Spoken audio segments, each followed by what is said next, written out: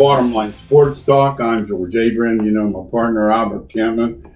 Albert, it's time to go. The King is here. Pennsylvania's moving forward, 25-5 vote. Ohio already way out in front. Mentioning numbers as far as spectators, PA hasn't gotten that far yet. Is Ohio more progressive? Or are they more in love with football? Is it Republican versus Democratic governor? What is it? No, it's just Ohio's always been ahead. As long as we've done this show, Pennsylvania waits for Ohio to see what they do, and they make their move, and then Pennsylvania makes their move. And so we thought once Ohio said they were going to play, we thought Pennsylvania would do the same thing, and they have Governor Wolf on PA followed Governor DeWine and said, let's play. All the coaches are happy. Right across the border, Aunt Geese from state championship Farrell says he's very happy for the seniors. That's my thought, too. Of all the things I think about, I don't mind them shutting it down for, say, health safety. But I always think about the seniors, that they worked all this time, and a lot of them, George, will never play again. Most kids don't play in college. Let's be honest. Yes. Even if you Division III non-Scully, still they only have 60, 70 kids out of how many thousand play football in Ohio and Pennsylvania. Many of the Division III schools, the best player in the high schools play Division III. There aren't a lot of scholarship athletes just falling out of the trees. Pennsylvania had 60 D1s 2 years ago. You used to have hundreds. Yes. So when you see a Division III kid starting right across the border at Westminster, let's understand he was probably the best player on his high school team. So practice now begins. They're ready to go for the heat acclamations, and good luck to the King, as we call it, in Ohio. We're going to have open playoffs in Ohio. Huh? We're going to play a watered down schedule, then we're going to have wire. And after 1 week, you're down to as many teams. Everybody hears that and says, they'll never get done. Well, after 1 week, half of them are gone. Yep, that's the truth. And we've used the term student athletes on the show many times and made fun of people, not at YSU women. The YSU women's basketball team, the second best grade point average in all Division I teams, 351 of them to be exact, for the 2019-20 back academic year. Congratulations to Coach Barnes and the Penguins for their unbelievable success in the classroom. And they were 11 1,000ths behind first. They were almost right there, number one. 3.788 grade point average. Remember, this is a team that they are recruiting. They are recruiting great players. They're student athletes. Now, you want to use that term at Youngstown women? I'll step back and say those women. And they're always there. Student athletes. Do you understand? And they're always 25 there. 25 years, all but one or so. So I'm going to say this, that it is a legacy that if you are going to play basketball at YSU, you are going to take your studies very seriously. That's just a great thing. It's the best thing. And Coach Barnes, he doesn't have to worry about, when her so-and-so passed her. Right. That's a nice thing. Well, you remember when Coach Slocum was there. He would tell us stories about one of the most miserable things you have to do is tell his assistants, listen, we have a job this week. What's our job, Coach? Make sure the kids to class. Yeah, Joe Schmo gets to class. How about the day we're done? It'll stay in my mind forever. He just looks like his dog does. Yes. We're over there at a clinic, and what happened? He had students that had to walk from here maybe 30 feet to sign up for summer school, and they didn't sign up. Yep, get their housing and summer school taken care of. They couldn't walk 30 feet. I never saw him. I'll never forget. What do you look like? Like, I thought to myself, I couldn't do this job. And I said, Coach, look how you look. And he said, every Division I coach in the country is doing this right now. Somebody said, we have a buddy. Everyone. And I said, everyone. Yeah. He said, like right now, like Duquesne, we had Coach Danber on our show, who was legendary in Ohio. He's miserable because his best player, Duquesne, is causing headaches. Mm-hmm. All he wants them to do is come and play basketball and not cause them headaches. That's all. They can't do it. No, it's like Pitt. We have their assistant on from time to time. Constantly. What happened? So-and-so missed it. And I used to tell him, I said, well, what goes on down there? He goes, don't let it get to Jamie Dixon. So don't let it get to cable. Yeah, try not to let it get to the head coach. Class. So-and-so missed his dental appointment. So don't let it get to the head coach, because if it does, guess who gets in trouble? Oh, yes. He does. Yeah, the assistants are going to take the heat. Absolutely. Because that's what they're paid to do. They're the good. There's good cop and bad cop. And listen, you better be the guy who takes care of this, or I'm coming after you. Yeah. Well, we have a funny story. You people, if you've been watching over the years, you may have heard it. Famous coach Ralph Willard was an assistant with the Knicks. The guy comes into work early one day and he's already there. And the guy says to him, he says, Coach, he said, what time do you get here? He says, I'm here for a special meeting, whatever. So he said, I slept in the office. What? I said, what do you mean you slept in the office? He said, I'm afraid the VCR won't come on and Rick will be mad. Patino wouldn't tear him apart. He'd fire him. But Patino has some tremendous stories that we know about. And one of them was Henry Bibby. Now, Henry Bibby was a great player. Great player. Yeah. And an outstanding coach. Yeah. And he interviewed for Ralph's staff. For Bob Patino's staff. And Rick says, I can't hire you. And he said, Coach, I know more basketball than your whole staff combined. He said, you're too fat. Yeah. He said, you can't play in our basketball game at 5:30. He still does it. Now, he's still now coaching in his 60s. Heading towards 70. That's one of those prerequisites still. You just got to own a job. The people you hired must be able to play basketball at 5:30 in the morning. Mm-hmm. That's part of his prerequisite. It's amazing. But one of the prerequisites for Coach Barnes is, you better know, coming into YSU girls, that they take their studies seriously, and we're proud of them just as much as Coach Barnes is. And at YSU, not only are we proud of the girls, we're proud of them that they are stepping out of the box and continuing to help the local community with the Second Harvest Food Bank. There's nothing better than football teams stepping up, delivering food to people that need it, stepping up and putting their time in off the football field. And Coach Phillips is saying that thanks to Jim Tressel, we continue to do this. Coach Tressel understands the basis of being a giver instead of a taker. He's very, very well thought of in terms of, as you say, being a giver, being out there. I talk to kids, I said, he'll just come up to you walking through campus, introduce himself like they don't know who he is already, Yeah. And this thing, giving back to the community, when I was younger, I didn't get it. I kind of was my own, in my own little world. And as I got older and I observed and I saw people who could that did, right, and people who could that didn't. And I liked seeing this, like Coach Phillips already, to me, that's a good start, helping out the community. Because if there were ever a time when people need help, this pandemic, we're 5-6 months into this thing. I don't see an end. Maybe I'm a... No, that's why. You have to do it. Bad news. I don't see an end. And I give him credit because he's out and helping in the community. In my mind, there's nothing better he could do. Yep. And talk about Coach Tressel, who started all this. He's a legend in YSU lore. One of the stories I have, a girl from Pennsylvania who did not know who he is. Now remember, she's not a sports fan. She decided to go to YSU because how he treated her on her visit. There you go. Now thinking the president, a lot of schools, you never even see the president. Never. Right. He understood what it was to be like. So congratulations to some good stories coming out of YSU this week. And we're excited to share those with the audience. Now, in our national segment, we have a lot to talk about. We have some football, but let's start with NBA. This NBA with 4 games a day is very much like the NCAA tournament in terms of 1:34, 6:30, and 9. You're getting ball, and they sent the riffraff home. Now, there'll be more riffraff home in about 3 more games.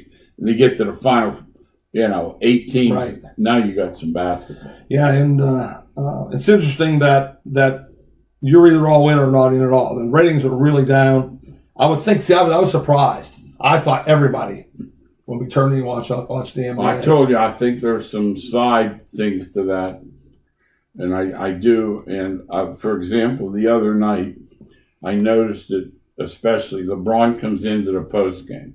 Now 8 just lost to 1. That's no reason to kick the dog, but it's reason to work. Right. And LeBron comes into the post-game conference, and And first question, not how did an 8 never beats a 1? It's only happened. Tell us how Portland beat you. Yes. Yeah, what happened? What went wrong? You said you'd be ready in the bubble, blah, blah, blah. First question, what's that name on your hat mean? Yeah, it's a different culture, different thing we're living in, right? And you better be used to it, no question. And he is really an outspoken advocate as far as human rights and such. He has really taken, unlike Michael Jordan, who said Republicans buy sneakers. Right. LeBron has put himself out there. Mm-hmm. You know, more and more they are right now. There's no question. The NBA is stepping up a little more than they ever did before. Yes. Talking about the Lakers. Oh, no, don't do it. Don't do it. The Lakers, the Clippers, and the Bucks. You know, they found out in a hurry that they were going to settle through, but they found out they picked their game up. All three of them, give them credit. They have come back and done what they were supposed to do in that game too. I watched the other day. I watched this Brooklyn, and I'm trying to see how in the world they could beat anybody. They'll do it next year. And I watched. They get the big boy. Yeah, they get Durant in a hurry. Yes. You throw KD in there with Kyrie. Kyrie. This kid we like. He's learning. LeVert. Yeah, they're gonna have a good team. Nothing wrong with LeVert. They're gonna have a good team. Yes. Yeah, absolutely. But anyhow, Dwight Howard, 6'99", all muscle. Looks like they chiseled him. They chiseled him out of stone. Then the game starts. All he ever does, at least when Wilt did it, he scored 50. You know, Wilt had those palms up. Right. I never found anybody ever. But he scored 50. I heard Chamberlain's stats against the Celtics in the playoffs. He averaged over 30 rebounds a game. 30 rebounds, that's amazing. 30.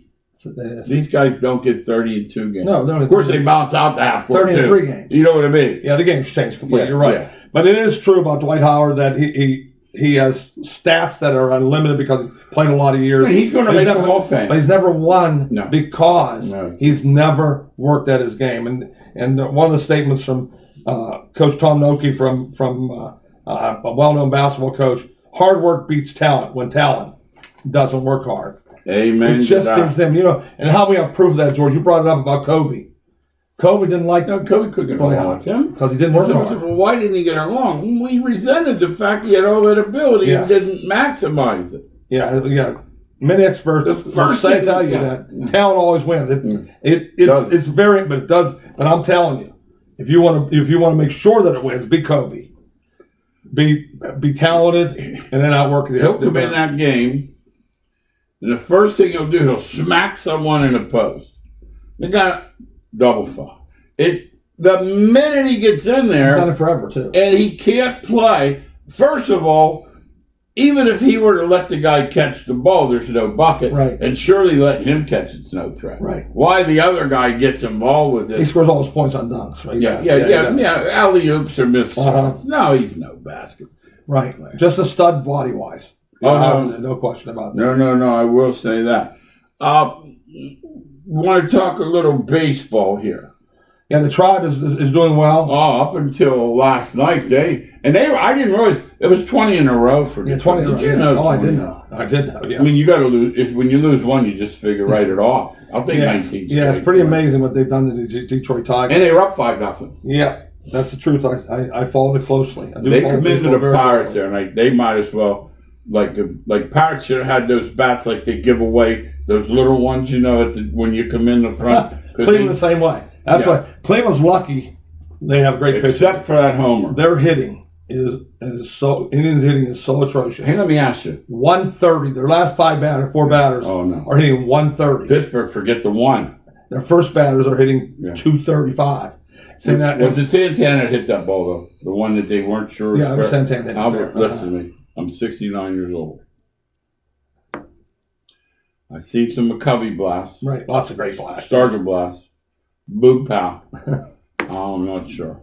They're still saying it was foul. I think it was. Albert, I'm going to tell you, I was up watching because I have no life. The ball went so far over the foul pole, fair pole. Right. They couldn't tell. Right, I know, that's what they said. And they're saying it went 460 feet. I want to know how they know. Because I thought it went further. I'm 69. Yeah, he smashed it, no question. He thought it was It was so high. It was so high they didn't know. Yeah. But let's talk about the two teams. Which one first? Well, we'll talk about Indians first because we're in Ohio. Okay. Yeah, the tribe is surviving totally on pitching. Wow. Worst hitting team for a winning team in major leagues. Lindor having a lousy year. And you can count Ramirez having a lousy year. Reyes has been hot lately, but they're bottom four batters. You might as well just throw up a straw. Can they pick it up? Thing. No, they're just not. No, they have less lousy. That's what I was going to ask you. In other words, those four guys in the bottom aren't going. They're weak. Lindor could hit. I mean, he'll hit. Yes. Then you got Tito out, and he's still out for a long time with his gastro problems. So you're playing without your manager, playing without hitting. That tells you what Bieber and the boys are doing with the rotation. Just amazing pitching. He's filthy. That they're getting. He was filthy. Oh yeah, embarrassed power hitters. There was. Yeah, he embarrassed. I don't think that takes much though. No, that's true. Most people are about. No, you can't go by that. The Pirate team. I've seen people say it's the worst. I've seen people say it's not. Where do you come? They're the worst I've seen. In my all, and I've followed for 60 years. This is the worst team I've seen. It's bad in all three areas. And that defense is bad in all four areas.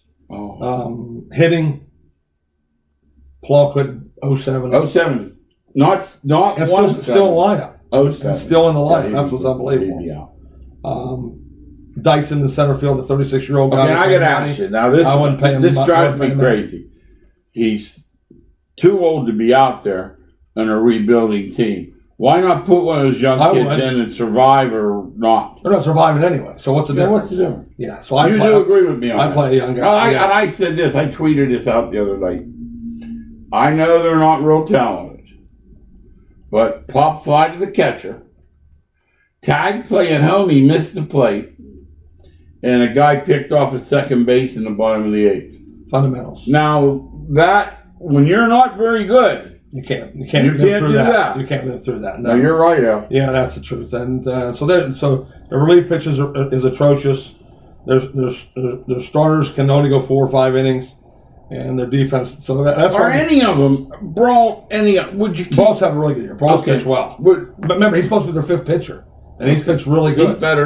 He's pitched really good. Better than all of them, as he really has. And the injured list, it's like they're all down for the count. It's like just a roster. Yeah, they're all down for the count. Their whole pitching staff's down. So now talking about baseball on TV, a lot of games on TV. But let me say this: ESPN, please listen. The Red Sox don't have Mookie. The Red Sox don't have Price, and the Red Sox don't have Sale. Put somebody else on for Yankee batting practice. Yeah, and that rivalry is one that brings in advertising, brings in people from around the country because of the rivalry. So they play it. For George and I, it means nothing because we're tired of seeing Yankees beat Boston every night. And, no, it's getting like the old days. Kansas City was their farm team back in the day. Yeah. I mean, they're just better. But they're going to stay with it. They keep push, just like they forced Dallas down your throat in football. They're going to force these two down your throat in baseball. Yeah. I'd like to see some other teams play. But what's wrong? That's what they're going to do. Yeah, Tampa Bay, not wrong with that. Yeah, Tampa Bay. We always have something that, like, we're kind of different from everybody else that nobody thinks about. And I think it's my thoughts on Doc Rivers. There are certain people, the media, darlings, the Matt Ryans of the world. We've talked about that forever. Doc Rivers won once, and really, it was a rigged team. Before the banana boat, there was... I think McHale gave Kevin Garnett to Danny Ainge because they were friends, buddies. Ray Allen. Yeah, Paul Pierce. Rondo, Paul Pierce. Yeah. They win once, which I know it's hard.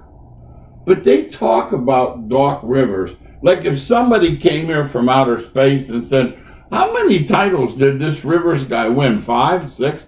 They talk about him like he's Popovich. Yeah, and it's because he's so beloved by the players. Of all the coaches of the league that they want to play for, they love to play for Doc. They love to go play for him. His longevity is way out there. He was a player who understands the league. Sometimes that helps too. Really loved by the NBA. His son wasn't. Yeah, it's so interesting that he has not won like you think he has. No. Won a lot of games, but not championships. Right. No, I agree with you. It's amazing. Now the NCAA Board of Directors blanket waiver for all guys in the fall or gals, whether they play or not. I never thought that was Will that bring a backlog, or they're going to add numbers to next year's class and still give them 25? They're going to have whatever they want. And that's what's going to, I'm telling you, schools are going to have to make some big decisions on this. I heard this, Wisconsin say the spring guys are not welcome back. Yeah, that was one of the schools. Alvarez. Wisconsin's one of the schools that said doesn't want them back. Mm-hmm. But there's other schools that are going to be running people off in football to keep their best players available. Not counted toward the scholarship limits, I see. Not at all. Amazing. No, that's what I'm saying. So it's unlimited. The 5-year eligibility check is gone, so you can play your 6th year. Up until this time, if you had 5 years, you get to get your 4 years in. So it doesn't matter regardless how much you play. It's not going to count against the 85-man scholarship. It's going to have an impact on a lot of incoming freshmen. It's going to have an impact on how many kids are stay and don't stay. Really interesting, George, what's going to happen with this virus. I agree. We're in Ohio, so we have to deal with this issue. Longtime Reds broadcaster, Fox football broadcaster, Tom Brenneman, a legacy to the Reds. Yes. Suspended was it's a doubleheader. He comes back to a hot mic and makes an inappropriate comment. 2 things we learned from Bobby Hannon years ago, the 33 sports director. He said, fellas, we said, what can you share with us, Bobby? Mm-hmm. He said, assume all mics are on. What a great advice that was. It was. Because you're, as people that just talk and generally just say things, you don't do that when you're talking near a microphone. You stop completely. You stay on the subject of sports. Absolutely. You stay on that, and Brenneman did not. And once he made that statement, it was out. He could never bring it back. The tongue is really, really something special because you can't take the words back. And George, he is really apologetic, really. But I'm going to say to Tom, I think it's not the first time you said it. I'll be shocked. That's the first time he's ever said that. He's never got caught before, and now this time he's caught. It looks like he's out of a job forever. I don't think he'll get back. No. I really don't. So you got to watch what you say. You fans out there, as you watch, it's time. We're better than this. Yeah, just to make better decisions. Yeah, don't use those no, words. You don't question. need them. No, I agree. I have an old timer, a buddy of mine, and I'm continually telling him working on saying, hey, you're better than that. You're trying to help him out, right? I said, you don't need to be like that. Let's talk NBA. We got about 4 or 5 minutes left. Barkley. He is funny on there. He does some things. I watched last night. Shaq tried to race Kenny back in the street. He didn't. They are good. I got to admit. Yeah. There aren't many people who don't enjoy that part of the show. No, I have to say, I don't put the sound up for anything. Yes. The minute they come on, yes. I switch. Oh, they jabber with each other. Oh, hilarious. But let's talk a minute. And on a serious note, this Paul George. If you're going to refer to yourself as Playoff Al, you can't shoot 1 for 14. Playoff P. He calls himself. Now remember, this is a self-given nickname, which there's no such thing. Playoff P. Yeah. So I saw Barkley and I had to write this down. He said, you can't be calling yourself Playoff P and lose all the time. They don't call me Championship Chuck because he never won a championship. But he can make fun of himself. That's why everybody loves Barkley. He'll make something fun of himself all the time. But he calls out the other guys. He'll call out. He and Draymond, he's not afraid to call him out. They were heated for the longest time. And he's not worried about it. They sat him down and they said... he'll call them out. Well, so one of the things that I'm calling out is Luka Doncic, that he learned. I call it being Americanized. Do you agree? Yes, it is. He learned that, listen, if you're one of the best players in the league, guess what you do right away? You learn to complain on every call. And he's driving me nuts. I was hoping that he'd come in be something different. But there they are all the time. Chris Paul, LeBron, Doncic, all the great players. Hands out. Never fought anybody yet. Has he ever fought anyone? It's driving me nuts. And then he's not aware. These guys are clever. These Morris brothers. They get them in. They get them. Then the next thing you know, you get a technical foul. Now the rest of the game, you can't do anything. Porzingis got thrown out. It was him that got in the scrum. Porzingis walked in. They win game 1. They're up 2-1. Yeah, I know. The minute they know that you have a goat, you're done. They're going to goad you on like you have never seen. There are special guys in the NBA that can do that forever, and the Morris brothers are famous for that. They're going to get you more worried about them than you are winning the game. Or Singles has fell into that, and now Doncic's fallen into the trap of complaining about refereeing. No. I'm really tired of seeing that. No, he's not 20 years old. He has a chance to be an all-time. Oh yeah, he is a great player. Oh my! But he's got. So you know what he is, George? Interesting that we talked about this. You watch him play, you think he's 6'1". Yeah. He's 6'7". Yeah. He's a 6'7" point guard. Yeah. They're all huge. It's like that's big. Like the freak. They told him he didn't have the body. He got the body now. I mean, these are young kids. If you were starting out, big debate the other day. We only have about a minute and a half. Big debate the other day. You starting with a freak or Doncic? The freak. I am. You're starting. Because I think he does more things better. Okay.